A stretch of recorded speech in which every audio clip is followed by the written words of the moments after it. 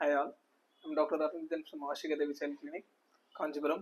இன்னைக்கு இந்த வீடியோவில் எதை பற்றி பேச போகிறோம்னு பார்த்தீங்கன்னா ரெக்கமெண்டட் சுகர் அலவன்ஸ் இன் சில்ட்ரன்ஸ். பொதுவாக இன்ஃபன்ட்ஸ் 1 இயர்க்கு கீழே சுகர்ஸ் குழந்தைங்களுக்கு தேவையே கிடையாது. அண்ட் சுகர்ஸ்லேயே 2 இருக்குது, நேச்சுரல் சுகர்ஸ்னு ஒன்று இருக்குது, ஆடட் சுகர்ஸ்ன்னு இருக்குது. இந்த ஆடட் சுகர்ஸ் பற்றி தான் இப்போ நான் சொல்ல போகிறது. 1 இயர்க்கு கீழே சுகர் தேவையில்லை குழந்தைங்களுக்கு.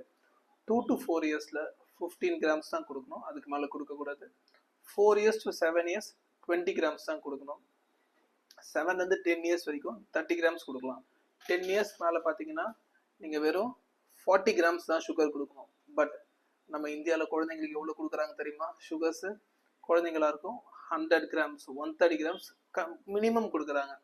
இதில் ஜூஸு இந்த ஸ்நாக்ஸ்லாம் சொல்கிறீங்களா, இதிலெல்லாம் இவ்வளோ சுகர்ஸ் இருக்குது. 10 இயர்ஸ்க்கு மேலே 15 இயர்ஸ்க்குள்ளே 40 கிராம்ஸ் தான் கொடுக்கணும்.